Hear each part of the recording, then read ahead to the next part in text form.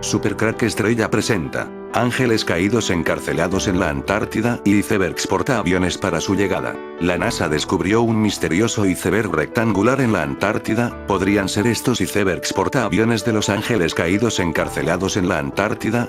La teoría puede parecer ciencia ficción, pero en los años 40 ya se trabajó y hubo un proyecto de iceberg portaaviones llamado Habacuc. La NASA compartió esta semana una imagen de un iceberg en la Antártica que llamó la atención de los usuarios.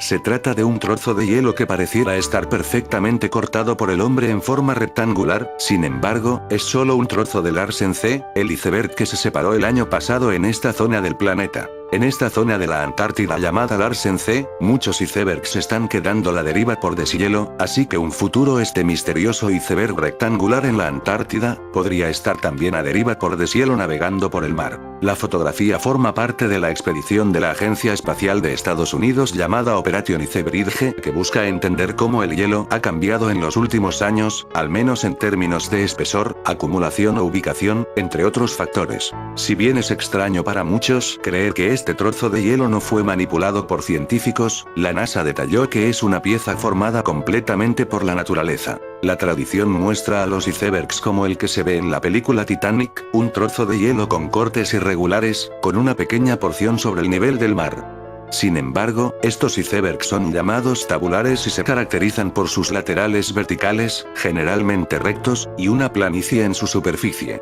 Aunque esto es la versión oficial, ya que parece que este iceberg fue cortado por un rayo láser obra quizás de los ángeles caídos. Usualmente estos se crean al desprenderse de formaciones de hielo más grandes. De acuerdo a la científica de la NASA Kelly Brunt, sus bordes aún afilados pueden ser una señal de que no se trata de un iceberg viejo, ya que el viento, las olas y las corrientes comenzarán a redondearlo. Esta formación aún no ha sido estudiada completamente, por lo que la misión Icebridge lo tomará como objeto de análisis para determinar cómo fue su proceso de creación y así entender de mejor manera los icebergs tabulares. Este iceberg podría correr el mismo destino que el gigantesco iceberg A68, que estaba en la misma zona que este iceberg cuadrado encontrado por la NASA, en la plataforma Larsen C. Parece un iceberg portaaviones a la espera del deshielo, esperando su momento para partir con estos ángeles caídos encarcelados en la Antártida, con nuestro destino en el punto de mira. ¿Dónde está ahora el gigantesco iceberg A68 desprendido de la Antártida? Imágenes de satélite muestran el desplazamiento relativamente rápido de esta masa de hielo casi 2 veces mayor que Isla de Mallorca. El gigantesco iceberg A68, desprendido de la plataforma Larsen C a principios del pasado mes de julio, navega a la deriva frente a la costa de la península antártica sin que se observe de momento ninguna rotura importante. Después de unas semanas de casi total oscuridad en la zona, la Antártida prácticamente no recibe la luz del sol en esta época del año. Las imágenes captadas durante los últimos días por los equipos del satélite Sentinel-3, Agencia Espacial Europea, muestran el movimiento relativamente rápido del cuerpo central de este bloque de hielo de casi 6.000 kilómetros cuadrados de superficie, casi el doble que la isla de Mallorca. Las corrientes marinas y el viento son las dos causas principales de este desplazamiento de la 68 hacia mar abierto. El profesor Stef Lermite, de la Universidad de Delft, Holanda, ha difundido a través de su cuenta en Twitter algunas de las imágenes del iceberg gigante. Acompañado una composición de imágenes, el profesor Lermite indica que después de un movimiento inicial de separación y acercamiento, el iceberg A68 de Larsen C parece estar ahora en plena deriva. Recordemos, esta es la zona de deshielo. ¿Dónde está este iceberg con forma cuadrada? ¿Puede ser un iceberg, un portaaviones? Habacuc, el proyecto secreto del gobierno británico para crear un gigantesco portaaviones hecho de hielo, corría el año 1942. Winston Churchill tomaba uno de sus habituales baños cuando fue sorprendido por el jefe de operaciones de la Armada Británica, Lord Louis Mountbatten. El almirante le dijo: "Tengo un material que va a cambiar el curso de la guerra", y arrojó un pedazo de hielo a la bañera. El primer ministro británico y Lord Mountbatten contemplaron fascinados cómo el pedazo de hielo flotaba en el agua caliente sin deshacerse. La anécdota era el pistoletazo de salida al proyecto Habacuc, una de las empresas militares más geniales y absurdas del gobierno británico. Construir un gigantesco portaaviones de hielo, un iceberg armado hasta los dientes. La idea original del proyecto la tuvo, meses antes, un científico del Centro de Operaciones Combinadas del Ejército Británico llamado Geoffrey Pike. El inventor convenció a Lord Mountbatten de que la idea de construir un portaaviones de hielo era posible, y el jefe de operaciones le pidió que la desarrollara. En realidad Pike no era el primero en plantearse semejante ocurrencia. El científico alemán Gerke von Waldenburg propuso exactamente lo mismo en 1930, e incluso realizó algunas pruebas en un lago de Zúrich. La idea también había circulado por el almirantazgo británico en los inicios de la Segunda Guerra Mundial, pero en general era vista más como un chiste que otra cosa. Bienvenidos al Pozo Negro, la zona más peligrosa del Atlántico. Porque, de repente, el alto mando británico cambió de idea respecto a la idea de crear un portaaviones de hielo. Por un lado estaba la insistencia de Pike, a quien Mountbatten consideraba un genio, pero la auténtica razón destilaba de la pura y simple necesidad. En 1942, las fuerzas aliadas aún no habían desembarcado en Normandía e Inglaterra estaba sometido a intensos bombardeos. Su principal línea de suministros cruzaba el Atlántico Norte, pero para llegar hasta la isla debía cruzar una franja de mar de 480 kilómetros en la que los submarinos alemanes hacían estragos. El almirantazgo llamaba a aquella zona la brecha del centro del Atlántico, Mid-Atlantic Gap, pero los marinos a menudo se referían a ella como el Pozo Negro, por la cantidad de barcos que habían sucumbido a los torpedos de los U-Boat. Los bombarderos aliados, equipados con cargas de profundidad, hacían un trabajo eficaz protegiendo a los cargueros de los submarinos, pero había un problema: su alcance máximo era muy limitado.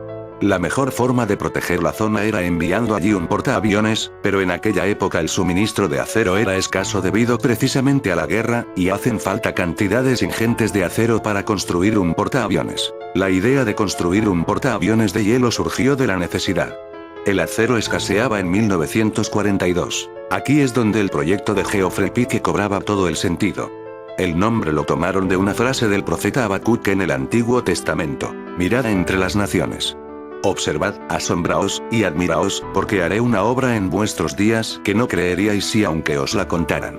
Picrete, el hielo indestructible. Pronto, Pike se encontró con los primeros problemas para llevar a buen puerto su idea. Su diseño inicial consistía en un enorme bloque de hielo refrigerado mediante tubos de aire frío construidos en su interior. Desgraciadamente, el hielo es duro pero también quebradizo, y tiende a deformarse bajo altas presiones. Los problemas de Pike los resolvieron dos científicos estadounidenses del Instituto Politécnico de Brooklyn. Los investigadores comenzaron a probar diferentes aditivos para tratar de hacer el hielo más resistente, y pronto dieron con una solución. Mezclando agua de mar con virutas de celulosa, lo que vulgarmente se conoce como serrín, en una proporción del 86.114%, el hielo adquiría una resistencia 14 veces superior al hielo convencional. Tras el descubrimiento del picrete, Pike recibió vía libre para construir un primer prototipo. Su objetivo era muy ambicioso. El HMS Habacuc que había propuesto a la Armada era un portaaviones sencillamente descomunal. Su tamaño era 3 veces mayor que el del mítico Titanic, 269 metros, y casi equivalente a 3 portaaviones de la clase Nimitz, 332 metros.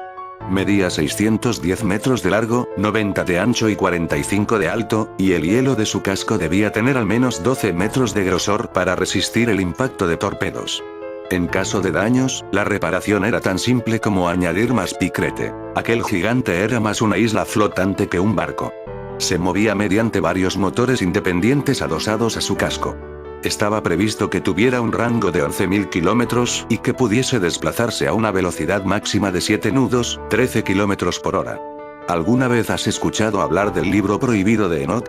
Se trata de un antiguo libro que relata eventos directamente relacionados con el dios cristiano, los ángeles y por supuesto, Enoch, el tatarabuelo de Noé. Este libro es reconocido como verídico por algunas iglesias africanas, pero se le considera ilegítimo por parte de demás iglesias cristianas del mundo, razón por la cual su contenido es muy controversial. Es de allí de donde surge la extraña teoría de los ángeles caídos. De algunos de sus pasajes se desprende la idea de que existen un grupo de ángeles caídos que fueron castigados por Dios como consecuencia de su rebelión, y una serie de descubrimientos científicos recientes han traído a la luz una perturbadora teoría. Según ciertas teorías no oficiales, en una remota región de la Antártida conocida como Tierra de Wilkes en realidad se esconde una gigantesca prisión para criaturas angelicales caídas en desgracia, aislados del resto del mundo por una gruesa capa de hielo. Suena descabellado, pero algunos creen que es 100% realidad. Las huellas científicas. En 2006 los científicos de la NASA anunciaron haber descubierto una anomalía electromagnética en tierra de Wilkes, una región antártica con una superficie de más de 2 millones de kilómetros cuadrados, formados en su mayoría por glaciares y capas permanentes de hielo. Según los expertos, esta anomalía sería causada por la presencia de un objeto colosal escondido debajo del hielo. Esta zona en particular es conocida como el cráter de tierra de Wilkes y tiene una longitud de casi 500 kilómetros, causado por el impacto de un meteorito el doble de grande que el que acabó con los dinosaurios. Este es sin lugar a dudas el cráter de mayor tamaño de todo el mundo, pero lamentablemente permanece oculto bajo una capa de hielo de más de 1 kilómetro de espesor. Pero, ¿es esto lo que realmente pasó? Algunos teóricos de la conspiración creen que en realidad esta gigantesca estructura es la prisión en la que Dios encarceló a los ángeles caídos que se rebelaron en su contra, y algunos creen que todavía están vivos y tratando de escapar. Según la increíble propuesta, un total de 200 ángeles descendieron de los cielos y corrompieron a los humanos con los que entraron en contacto, enseñándoles a asesinar, robar y cometer toda clase de atrocidades. Este oscuro episodio terminó en una batalla colosal entre los ángeles fieles a Dios y los que se rebelaron contra él. Finalmente, las fuerzas de Dios superaron a los corruptos y fueron desterrados al Tártaro, que algunos creen que se trata en realidad de la Antártida. Y me dirigí hacia el sur, y ardía día y noche, donde había 7 montañas de piedras preciosas, 3 hacia el este y 3 hacia el sur, se lee en uno de los pasajes del libro prohibido de Enoch. Según algunos teóricos, este extracto se puede interpretar como el verano en la Antártida, donde el sol brilla las 24 horas del día. Por otro lado, el cielo ardiente también puede interpretarse como la aurora austral, las luces del sur. En la fantástica novela de ficción El demonio de la Antártida, Carlos Saiz ya nos habla de este lugar como el lugar donde habitan los demonios.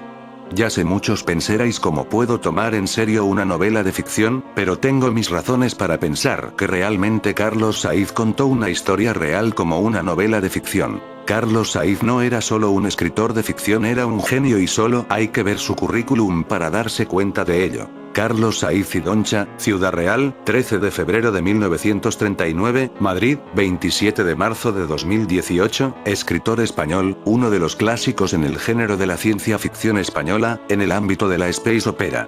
Autor polifacético, además de su obra literaria en el fantástico, la ciencia ficción y el terror, fue un ensayista y divulgador literario en este campo, y también investigó y publicó en el campo de la historia militar y de España. Carlos Saiz fue hijo del prestigioso veterinario de Ciudad Real Dr. de Laureano Saiz Moreno, 1906-2006, científico de talla internacional y académico, y puede afirmarse que tuvo en él un ejemplo vivo de aprecio por el estudio, responsabilidad y respeto por la ciencia.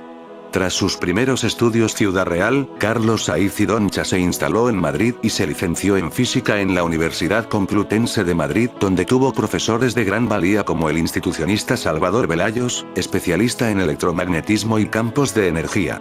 Al poco de acabar la carrera preparó las oposiciones al Cuerpo Nacional de Meteorología, obteniendo plaza brillantemente.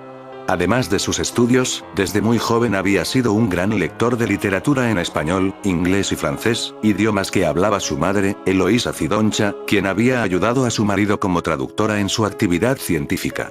Carlos no dejó de formarse en toda su vida, acumulando una cultura enciclopédica. El fantástico y la ciencia ficción, la historia y la historia militar centraron su interés. Su obra literaria refleja esas preocupaciones, donde también encontramos una especial sensibilidad social en algunas de sus obras más representativas. En los años posteriores prosiguió sus estudios, obtuvo el título de graduado social, diplomado en criminología, obtuvo la licencia de detective privado, se licenció en Derecho colegiado en Madrid y, finalmente, se doctoró en Ciencias de la Información con una tesis doctoral pionera sobre la ciencia ficción en España. Es imposible creer que en esta novela El demonio de la Antártida todo es ficción, aquí hay mucho de real. Él fue de los primeros en poner el foco en la Antártida, como lugar donde están los ángeles caídos. Su novela comienza desde los tiempos más remotos, desde mucho antes de comenzar a escribirse la historia, el hombre temió a los hielos. Los hielos, que una y otra vez, en el transcurso de las eras, se alzaron desde sus refugios boreal y austral para lanzarse a la conquista del mundo, arrasando con cuanta vida orgánica hallaron a su paso, sin exceptuar la del mismo hombre, el titulado rey de la creación. Fueron los períodos glaciales, las grandes catástrofes heladas.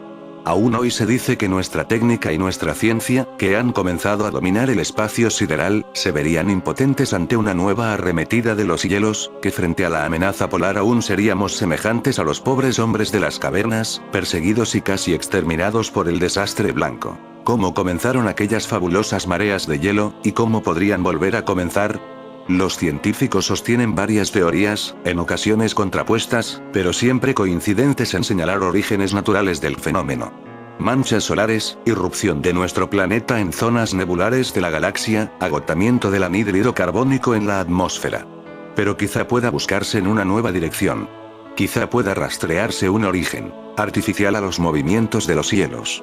Pues no toda la vida es como nosotros la conocemos, y la catástrofe que borre del mundo una clase de ella, bien podría dar nacimiento a otra distinta, a otra cuyo germen exista ya en algún lugar de las tundras polares. No diré que esa es mi teoría, puesto que incluso sabiendo lo que hoy sé, de ningún modo puedo estar seguro, o quizá tema estarlo. Pero sí puedo decir que los hielos eternos conservan horrores de los que nuestra ciencia no puede tener ni idea, y que quizás un nuevo avance de los hielos pueda ser provocado por una voluntad fuera de nuestra comprensión, dando la Tierra en herencia a estirpes totalmente ajenas a la nuestra. Rezo porque así no sea. Comenzó todo durante la quinta expedición internacional de la Antártida, de la que yo formé parte por el Instituto Superior de Geología de Atlanta. Teníamos grandes esperanzas de hallar yacimientos de minerales útiles en las estribaciones orientales de las montañas de la Reina Maud, e incluso bolsas de petróleo marino en las heladas costas antárticas, que podrían paliar o aún saciar el hambre de energía que sufre nuestro mundo tecnológico. Quien haya seguido nuestros avatares en la prensa sabrá ya que no encontramos nada de lo que buscábamos, y que sufrimos además algunas bajas debido a lo que se denominó fenómenos naturales. Esto último no fue exactamente así. No sé cómo se me ocurrió entrar en amistad con el profesor Gerard Bernstein. Éramos, desde luego, compatriotas y también colegas, puesto que representaba a la Universidad del Medio Oeste, donde tenía las cátedras de Geología y Arqueología, pero desde el primer momento el profesor había destacado por su carácter aparentemente huraño, y los primeros días de navegación se mantuvo casi aislado. Quizá me atrajo de él su aspecto de nobleza, incluso de bondad, que podía advertirse tras su superficial retraimiento. Me pregunté si el aislamiento que parecía buscar se debería más bien a timidez que a otra cosa, y procuré acercarme a él. Me recibió bien, tal como había imaginado, y pronto entablamos amistad. Nuestras conversaciones versaban en gran parte, naturalmente, sobre lo que esperábamos hallar en las montañas antárticas, dentro de nuestro campo, y los conocimientos en geología de mi interlocutor llegaron a asombrarme. Por mi medio el profesor Bernstein llegó a romper su inicial aislamiento, y aún a mezclarse en las tertulias que organizábamos los componentes anglófonos de la expedición. Sin embargo, nunca fue demasiado locuaz en tales reuniones, limitándose en general a escuchar. Estábamos, ya, relativamente, cercanos a nuestro objetivo, cuando, mientras, varios de nosotros contemplábamos desde cubierta un soberbio iceberg flotante, el sismólogo escocés McCulloch me informó de algo que yo no sabía sobre la personalidad de mi amigo. Conozco desde hace tiempo al rector de su universidad, dijo, y puedo decirte que allí están todos un poco asustados con él.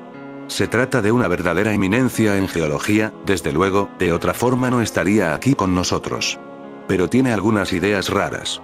¿Ideas raras?, inquirí. Parece ser que se dedica a una extraña forma de ocultismo, y que sostiene teorías especialmente chocantes sobre temas como el del origen del hombre y el desarrollo de la vida en el mundo. En cierta ocasión hubieron de llamarle previamente la atención en lo referente a su cátedra de arqueología, por estar difundiendo entre los estudiantes algunas de esas teorías excéntricas. ¿Excéntricas en qué sentido?, pregunté de nuevo. Lo ignoro. El caso es que prometió enmendarse, y ciertamente cumplió su promesa. Pero privadamente no hay duda que mantiene las mismas convicciones. La conversación se desvió luego por otros derroteros, pero aquel me dejó intrigado. En mi vida profesional había tenido acceso a toda clase de teorías arqueológicas, algunas de ellas totalmente absurdas y, aunque ello se saliera algo de mi propio campo, había disfrutado estudiándolas, comparándolas y estimando lo que en ellas pudiera haber de verdad. Juzgué que mi amistad con Bernstein justificaba entrar con él en materia sobre el particular, de modo que en mi siguiente conversación con él procuré irle llevando hacia el tema. Como toda persona que tiene una afición o forma de pensar oculta, pero querida, no desaprovechó la ocasión de exponerla. Así pues, a una ligera insinuación de mi parte, entró de lleno y por propia voluntad en el campo que me interesaba. Te diré, Antoni confesó con los ojos ligeramente más brillantes que de costumbre. Podremos encontrar muchas cosas interesantes en el ámbito geológico, allá donde vamos. Pero mi personal interés, lo que verdaderamente me ha traído a esta expedición, entra más en el campo de la arqueología. Me esperaba algo semejante, pero fingí un ligero asombro. ¿Arqueología? ¿En la Antártida? Precisamente, respondió. ¿No oíste hablar del informe de la expedición Dalley, en 1930? Sí, había oído hablar del informe, y lo había estudiado personalmente, pero no me había convencido demasiado. Tengo entendido que hablaban de unas antiguas ruinas, en los picos montañosos al sur de la tierra de la reina Mary. Pero quienes dijeron haberlas visto regresaron en un estado psicológico lamentable, casi enloquecidos por la serie de desastres que casi aniquilaron la expedición. Su testimonio no merece mucho crédito. Esas ruinas debían estar situadas muy cerca de los lugares que visitaremos, dijo Bernstein. Lamentablemente los terremotos que siguieron a la erupción del Erebus en 1942 borraron toda muestra de lo que pudiera haber allí bajo toneladas de rocas e hielo. Pero de todas formas es muy probable que tales ruinas existieran en realidad. Los expedicionarios supervivientes hablan de una verdadera ciudad subterránea, y no tenemos noticia de ninguna gran civilización humana en las cercanías. Bernstein se me quedó mirando fijamente, como estudiando si debía hablarme o no. No humana, dijo por fin. Guardé silencio. Comprendí que mi amigo había juzgado que podía hacerme aquellas revelaciones que a otros ocultaba. Fijé mi vista en sus ojos, y él me devolvió la mirada, mientras sonreía lentamente. No se publicó todo lo que los expedicionarios de 1930 revelaron, continuó el profesor. Quizás se pensó que resultaba demasiado fantástico para incluirlo en un informe oficial. Pero todos ellos estaban de acuerdo en que la raza que edificó aquellas estructuras no era humana. Tragué saliva. ¿Quieres decir? Empecé. ¿Quieres decir algo procedente del espacio? Posiblemente, respondió él. La fantasía humana ha pensado siempre de modo antropocéntrico. Hemos creído que si alguna forma de vida habitaba otros mundos, debería ser semejante a la nuestra. Hemos pensado en naves interplanetarias, en ejércitos de seres extraños provistos de armas mortíferas, en reinos o imperios tiránicos. Se inclinó hacia mí, excitado. Pero puede que lo que more más allá de nuestra atmósfera sea totalmente extraño e incomprensible, absurdo para nuestra forma de pensar. Entidades ajenas a nuestra materia y a nuestra energía, seres semejantes a dioses o a fantasmas diabólicos. Existe un libro. Se interrumpió, como si temiera haber dicho demasiado. Pero aquellas palabras habían despertado una luz en mi mente. ¿Hablas del Necronomicon? Le pregunté. Retrocedió él ante el temido nombre, mientras que su rostro indicaba la sorpresa. ¿Lo conoces? ¿Es posible que lo conozcas? Casi gritó. Creía que tan solo unas cuantas personas en el mundo. Sonreí ante su reacción. Pues tienes ante ti a una de esas personas, dije. Pude consultar en cierta ocasión los fragmentos que se conservan en la biblioteca Harrison, de Boston, y me interesaron tanto que viajé a Providence para intentar estudiar el ejemplar completo que tienen en el museo, junto con la traducción parcial de Barnabas Percival. Me costó trabajo, pero conseguí tener acceso a ellos. ¿Sí? Preguntó Bernstein. ¿Y qué impresión sacaste de ese volumen? Vacilé. No pude decidirme a expresar la sensación de desolado horror que me atenazó al internarme en aquellas páginas prohibidas. Me considero un científico, dije. Lo que pude entender del libro me pareció increíble, pero estoy dispuesto a aceptarlo si alguien me aporta pruebas de su veracidad. Los ojos del profesor brillaron. ¿Pruebas? Casi gritó. Quizá dentro de muy poco pueda proporcionarte las pruebas que pides. Antoni, en esta expedición podemos hacer descubrimientos que harán olvidar cualquier posible hallazgo geológico, aun en el caso que encontráramos minas de metales preciosos o yacimientos petrolíferos capaces de enriquecer a todas las naciones de la Tierra. Pero deberemos hacer acopio de valor, de mucho valor. Hizo una pausa y luego su voz descendió hasta convertirse en algo apenas por encima de un susurro. Yo también pensé que el Necronomicon, como podemos ver en esta novela, nos habla del libro de los muertos, de seres que viven bajo tierra, algo que ya se ha podido comprobar como real. Mucho se ha dicho sobre complejas redes de túneles en la Antártida, entre muchas otras cosas como pirámides o bases nazis. Pues al final la parte de los túneles va a ser verdad y resulta que en este casco polar existe un entramado natural de grandes túneles. ¿Cuántas veces se habrá hablado de que en la Antártida existían túneles y, quizá, algún tipo de sociedad secreta? Teóricos de la conspiración habían afirmado hace ya tiempo que en el subsuelo de la Antártida podríamos encontrarnos con una compleja red de túneles utilizados por los nazis que se escondían en una presunta gran base secreta. Hasta de pirámides en la Antártida se ha hablado. Pues bien, lo cierto es que tan equivocados no iban, al menos en la parte de que en la Antártida existen túneles subterráneos. Los científicos han descubierto 3 enormes cañones en uno de los lugares más inhóspitos del planeta, el hielo en el Polo Sur. Estos profundos canales recorren cientos de kilómetros, cortando altas montañas, ninguna de las cuales se puede ver en la superficie nevada del continente. La doctora Kate Winter de Northumbria University, Reino Unido, encontró las características ocultas con el radar. Este equipo de investigadores sostiene que los túneles tienen un papel vital en el control del flujo del hielo. Si el cambio climático sigue sucediéndose como hasta ahora, el papel de estos canales podría acelerar aún más la masa hacia el océano, elevando más el nivel del mar. El más grande de los cañones se llama Foundation Trough. Tiene más de 350 kilómetros de largo y 35 kilómetros de ancho. Esto quizá podría equipararse a un valle profundamente enorme entre Londres y Manchester. Los otros 2 canales son también muy grandes. El canal de Patuxent tiene más de 300 kilómetros de longitud y más de 15 kilómetros de ancho. Y todo esto está enterrado bajo cientos de metros de hielo. Para llegar a la profundidad del Foundation Trough, tendríamos que perforar más de 2 kilómetros de cobertura de hielo. Es posible que estos túneles conecten con lo que llaman los Alpes suizos de la Antártida, el lugar donde están los ángeles caídos encarcelados en la Antártida. A la espera de coger sus icebergs portaaviones, finalmente se ha conseguido cartografiar y probar la existencia de las montañas más secretas del planeta, las montañas Gamburtsev. Una cordillera que los científicos acaban de definir como los Alpes de la Antártida, con 4 niles, grandes montañas, profundos valles, e incluso lagos. De 700 x 250 kilómetros, pero con una característica: la cordillera está enterrada bajo 4 kilómetros de hielo, en mitad de la llanura antártica. Aquí, entre montañas, ríos y bosques y lagos bajo una capa de hielo de 4 kilómetros bajo hielo, esperan salir algún día estos ángeles caídos. Para ello hará falta mucho calor en la Tierra. En fin, amigos de Supercrack Estrella, si el video te gustó, pulgar arriba.